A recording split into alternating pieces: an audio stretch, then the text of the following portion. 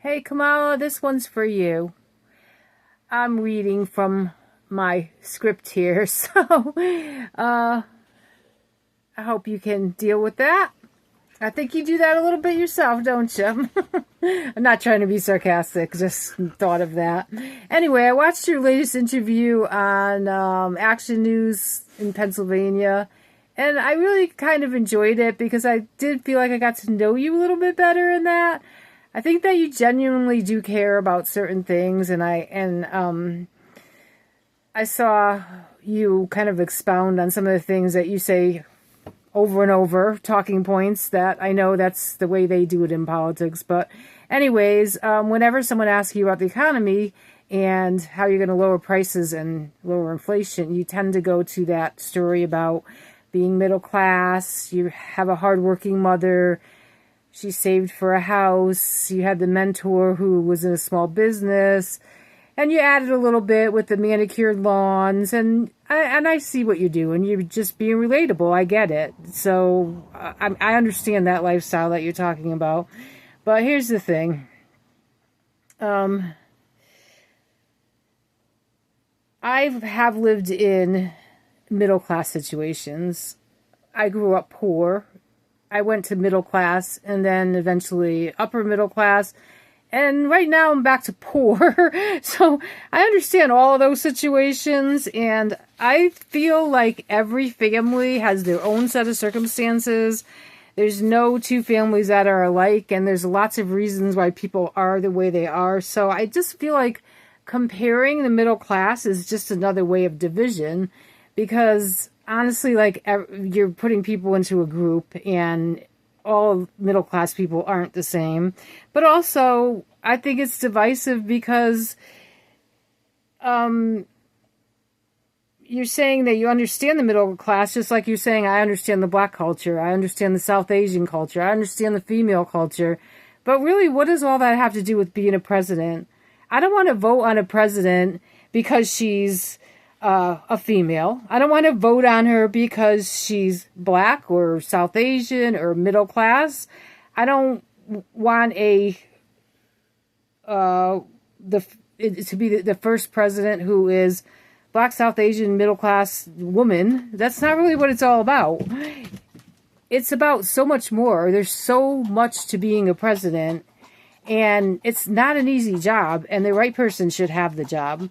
I like the interview, and I think you genuinely understand the middle class, and I appreciate your love for family. But every class has a love for family. It doesn't matter if you're the Trump family, who I'm sure their social gatherings aren't much different than yours. When they all get together, maybe they have nicer plates and, a more formal attire. But when those little kids are running around and they're hugging their grandpa, it's all the same thing. We're all family. So you talk about not wanting to be divisive, but think about it. It doesn't matter where the president came from. It matters that they're equipped for the job and that it's the time for them to be doing this job. So, honestly, I think we should just...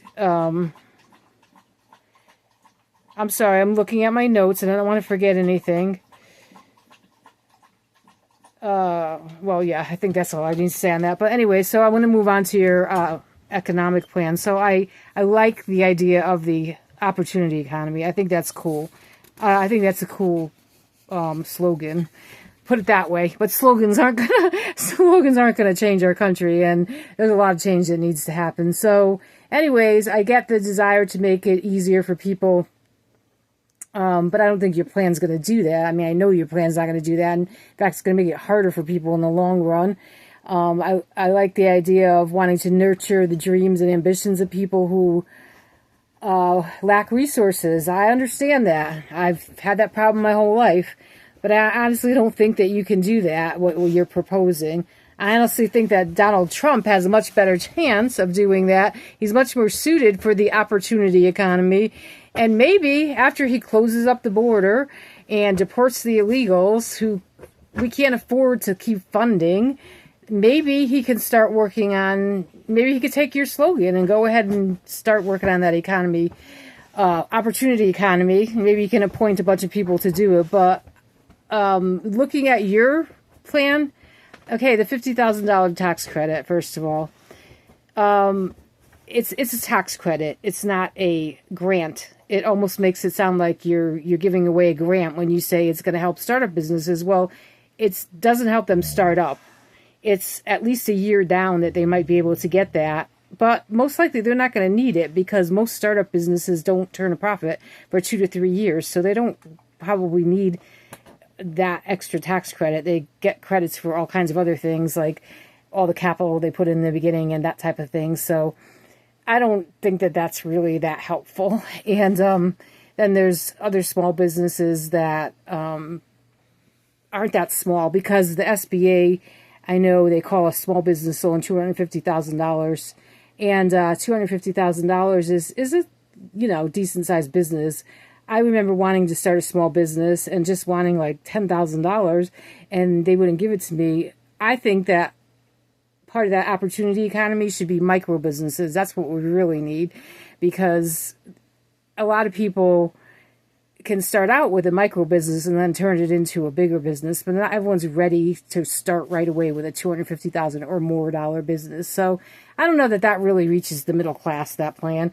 Then you got the $25,000 down payment on the house. Well, everybody I've heard, all the economists are saying that that money is just going to raise the price of the house, so it really isn't helping. And bottom line is, how do you get inflation? You get inflation from spending too much. So where's that money coming from? That's one thing. Then you talk about the tax credit for young families. Oh, that sounds really sweet and nice too, to help the young families. And they might like it because, wow, I'll get $6,000 off my taxes this year. But if they look at the long term and they knew how that was going to hurt their families and their children later on, then they might not be so interested in that. So again, where's the money coming from? Are we going to print it? Giving away money raises inflation, and it's plain and simple. And that's the question they always ask you. How are you going to stop? You're going to slow down inflation and lower prices, and all of this stuff about your family and the middle class and all that has nothing to do with any of that. So then there's the housing crisis thing. You said there's a housing crisis and that we have to build 3 million more homes. I don't see that. Everywhere I go, I see empty buildings, empty office buildings. People can't really afford to get into start businesses right now because they're struggling so much. And then rents are, a lot of times people don't even want to rent out because of all the hassle that goes with it, and the interest rates are so high. So I think that we should use the resources we already have and help people to work with what they have. I don't think we need to be building a whole bunch more. Again, where's the money coming from? So I know that, building will boost a certain segment of the economy by giving jobs to those people that are building, but I honestly don't think we need to spend all that money on building new houses. And I think that, again, where's the money coming from? So here's the deal, Kamala. I understand that you say you understand the struggle of having a lack of resources, and you want to help people fulfill their dreams and aspirations, yet you've allowed millions of illegal aliens to drain from the resources that were already lacking.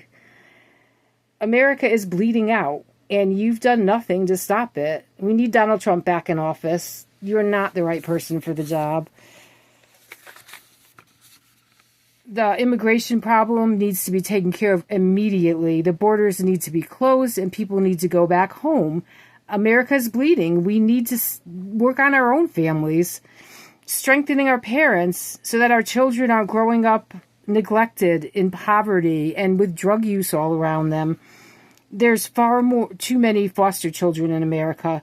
And there was just a recent movie out, Possum Trot, which is an awesome example of American character, like you talked about, rescuing all those children, that town that rescued all those children. But our children shouldn't need to be rescued. We need to give our parents the resources and the help to take the responsibility of taking care of their own children. So we're giving it all the way to illegals when we have homeless people all over the place and families that are falling apart. There's been so much in this country for so long that needs help, and the last 3.5 years has just made it even worse.